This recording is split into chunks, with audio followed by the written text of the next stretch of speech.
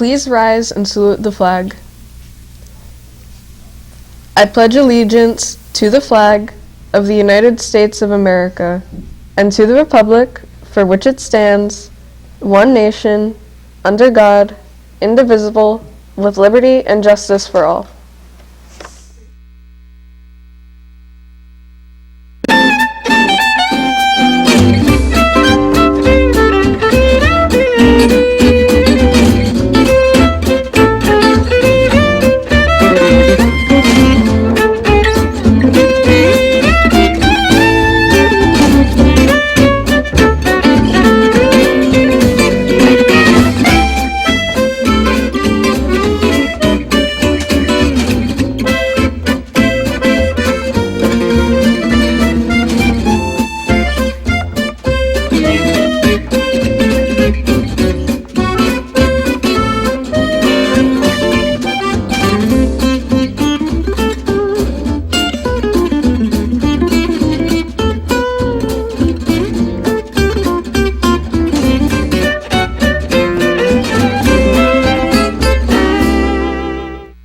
Good morning and welcome to RPtv. Today is Thursday, January 9th, 2020. As we move into the new year, there is always hope that things could get better. And here in New Jersey, we have quite a few people who can redirect and redefine the future of the state. Caitlin has that report. You may not realize it, but New Jersey is home to all sorts of important figures who come from all walks of life. It's important to get to know some of the names of these people from actresses to athletes. Here are a few names of people from our home state who are likely to make a big impact in 2020. Starting off with Rachel Zegler. Not long ago, Zegler was performing in her high school's production of Shrek the Musical. This year, she will be starring in Steven Spielberg's version of West Side Story as Maria, set to be released in December.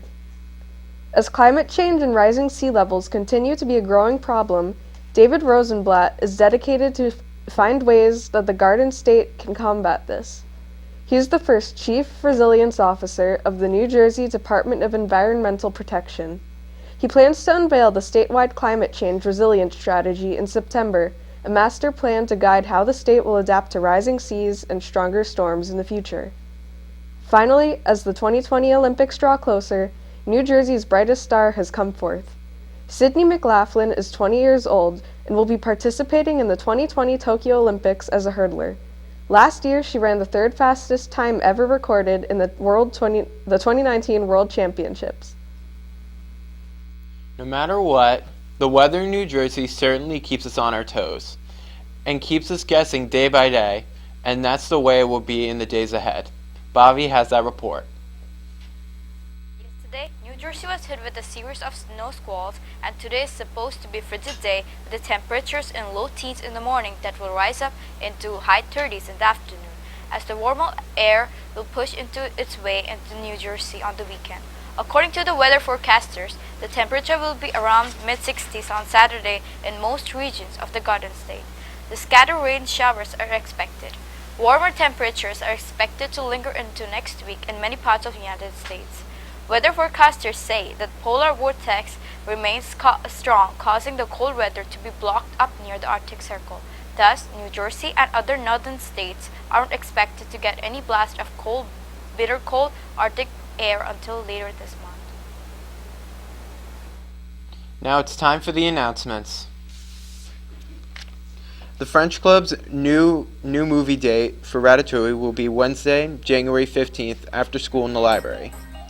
And on Wednesday, January 22nd after school in room 3 there will be a meeting.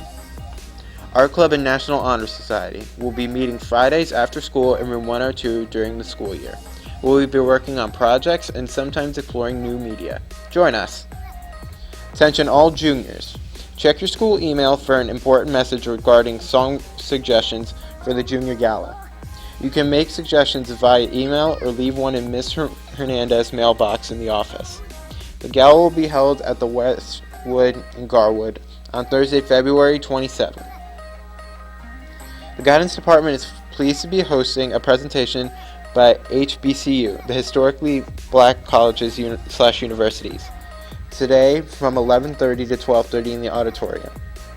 The goal of this presentation is to expose students to the history, culture, and traditions of historically black colleges and universities, and educate College Board students on how to be competitive applicants. The panel will discuss scholarships, campus life, and the opportunities HBCU have to offer. Make every effort to attend this informative presentation. Attention senior girls as future teachers. 3 scholarships shall be awarded this year, $1,000 each, and 2 additional educational awards in the same amount of $500 each. Applicants should have very good academic achievement, SAT score minimum of 980, or ACT score of 21 and a B average. Community service, extracurriculars, and honors or awards are all positive to include. A writing sample must be submitted, 2 letters of recommendation, and if so, acceptance to your college. See Ms. Moore or Ms. Astuto in guidance for the application. Do not hesitate to apply for this if you meet the criteria. For sports reports, at 3 p.m. today, a varsity bowling match will be against Westfield at the Jersey Lanes Bowling Alley. 4 p.m., a boys JV basketball game will be versus Arthur L. Johnson. And at 5:30 p.m., a boys varsity basketball game will be against Arthur L. Johnson. Softball meeting for Tuesday, January 14th at 2:45 at room 6, and all players are invited. Interact will be having its next meeting on Tuesday, January 14th in room 1 after school. Everyone is invited to attend.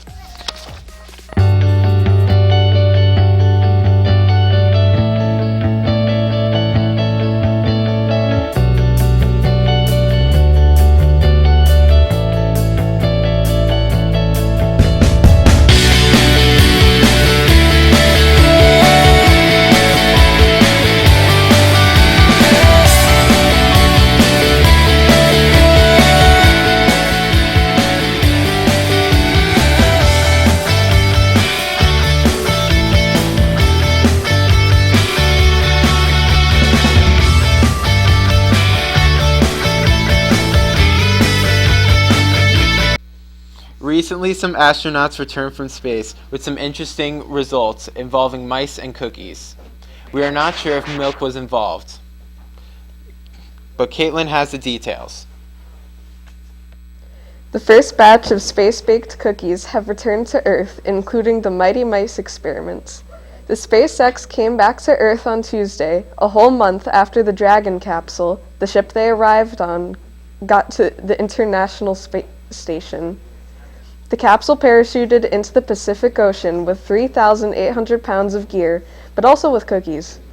Researchers are looking at the cookies the astronauts made in a zero-G oven. The oven was launched into the space station back in November with a bunch of pre-made cookie dough from Doubletree. The hotel spokesman said they had to make 5 cookies at a time in the zero-G oven. The details about the experiment will be revealed in the coming weeks. Along with the cookies, 40 genetically modified mighty mice.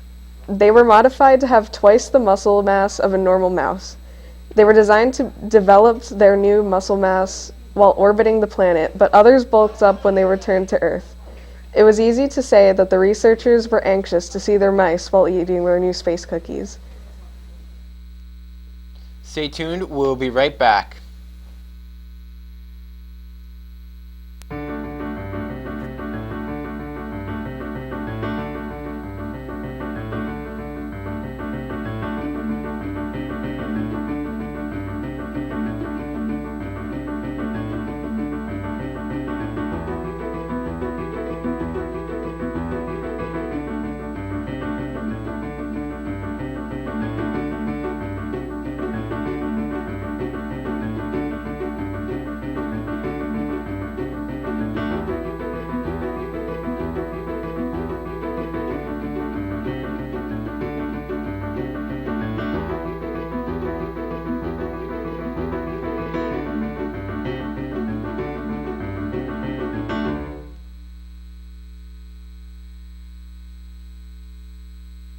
Thanks for watching, have a great day, and stay tuned for CNN 10.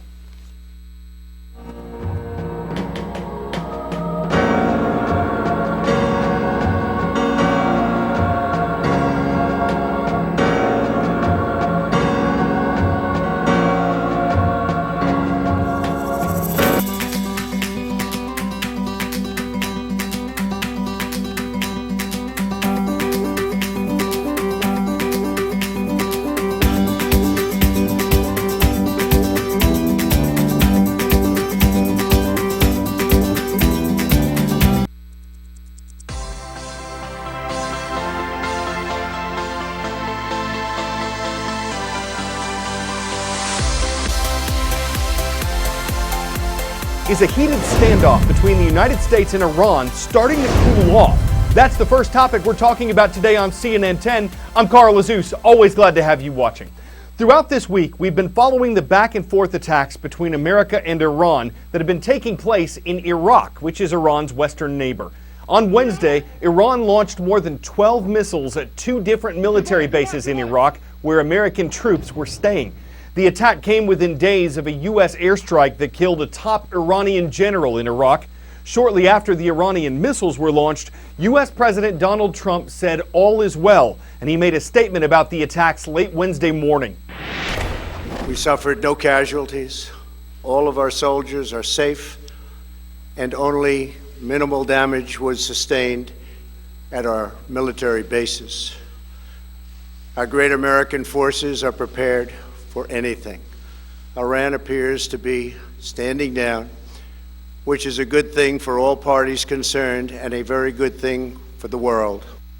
The American leader also said he'd ask U.S. allies to get more involved in the Middle East and that the U.S. would further punish Iran's economy through economic sanctions. But he also suggested that if Iran quits trying to build nuclear weapons and supporting terrorism, the U.S. wanted it to have a prosperous future in harmony with other countries. Iranian officials also spoke out on Wednesday. Supreme Leader Ayatollah Ali Khamenei said the U.S. was given a slap in the face, and President Hassan Rouhani said, quote, "If America commits a crime, she must know that we will act decisively as we have already shown." But as far as Iran's missile attack goes, some officials from the Trump administration say Iran intentionally avoided hitting areas where American troops were concentrated, suggesting Iran might have wanted to send a message but not actually trigger a U.S. military response. So it's possible that both sides here are looking for ways to calm things down. All of this coincided with a roller coaster ride for global oil prices. In the hours after the Iranian missile attack, they jumped up to more than $65 per barrel. After President Trump's remarks, they dropped back down to below $60. It shows you how events in an oil-rich region can directly impact oil markets. And with some investors breathing a sigh of relief over news concerning Iran, there was also some relief in another part of the world over news concerning wildfires. Australia's eastern coast has gotten some badly needed rain, a big help to firefighters, but more hot, dry weather could be ahead. Following yesterday's view from the sea, today's report gives you one from the air. A break in the weather. Visibility at 900 metres. This Bell Long Range helicopter was finally given clearance to fly. 03 for departure, coastal. On board, Ian Jauncey, the air attack supervisor for the New South Wales Rural Fire Service. Because it's been so smoky and everything, they've got very little intel on exactly what the fire's doing. Yeah. So they're trying to just get some eyes in the sky. Since the border fire that crossed from Victoria into New South Wales roared through parts of the far south coast over the weekend, decimating townships, firefighters have been unable to get an aerial view of the monster they're battling until now. With a front stretching more than 60 kilometres wide, it's burned all the way to the sea, engulfing one of Eden's largest employers, the wood chip mill. But as the smoke billowed, and will continue to for weeks, possibly months, this enormous wood pile nearby lies untouched, as does the jetty. Have protected that well. The priority for firefighters isn't the massive blaze burning out of control, but rather the smaller fires that have jumped containment lines, posing new threats to homes and townships. There'll be a lot of hot, smouldering stuff near the edges of the fire there. As soon as that hot, dry wind comes in, it'll activate the fire again and it'll start moving. We're now airborne over the top of the Eden Township. Visibility is a bit better down here. Look, if we can go ahead and please launch and we'll task them from here. This is the first time the Rural Fire Service has been able to take to the skies here on the far south coast of New South Wales to assess the full extent of the fire damage. Smoke has just been too thick, grounding all aircraft for days. Well, those water-bombing aircraft have just been activated, allowing them to hit those fire hotspots as much as possible before conditions deteriorate on Friday. 2 Black Hawks soon appeared as Ian and pilot Mick Kennedy directed them to nearby dams to fill up their 3,000-litre buckets with water and extinguish identified hotspots. Turn to your 2 o'clock and you'll see smoke up here on the ridge. But it was Georgia Peach, the Ericsson sky crane, that made the biggest impact. It's like clockwork, isn't it? Sucking up 9,800 litres of seawater at a time, she got to work dousing the flames. 10-second trivia. What organization's official mission is to provide the safest, most efficient aerospace system in the world? SpaceX, FAA, ICAO, or Civil Air Patrol? This is the mission statement of the Federal Aviation Administration, part of the U.S. Department of Transportation. The FAA sets rules for pilots, planes, and drones. And while we're not sure if any laws are being broken in Colorado and Nebraska, where multiple drones have been seen flying at night, a report in the Colorado Springs Gazette suggests they could be part of a secret U.S. Air Force program that uses and monitors drones. Still, the aircraft have some residents on edge. In Colorado and Nebraska, That is so creepy. a mystery in the night sky.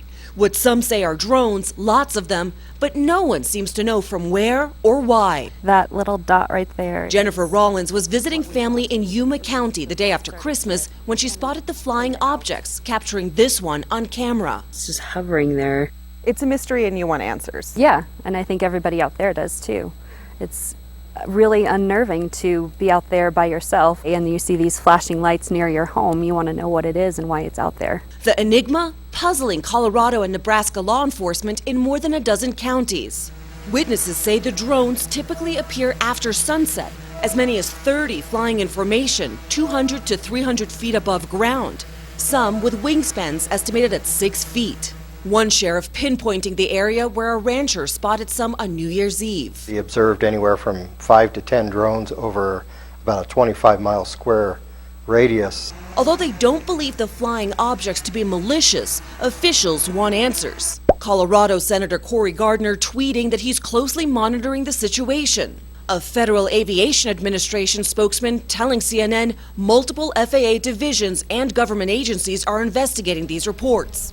It's not clear if the flights are breaking any laws, but they've drawn attention just as the FAA proposed sweeping new regulations requiring most drones to be identifiable. Legal or not, CNN aviation expert David Susi says they could pose a threat. People think, oh, it's just a drone, it's a small drone, it's no danger to aircraft, but it is in fact a danger to aircraft. They still are made of metal and they can go through the aircraft and cause damage. Even engine ingestion can cause an engine failure. Some theories suggest the drones could be flown by private companies conducting land surveys, or part of a show like this one. Someone tinkering with new Christmas gifts? Not likely. Formation drone and flying in fleets is not something for the amateur. In fact, Susi says they might not be drones at all, rather communication satellites. It would also explain why it's been seen in so many different counties, because at that altitude it would be seen from hundreds of miles. For now, a mystery still unsolved. Lucy Kafanov, CNN, Denver, Colorado.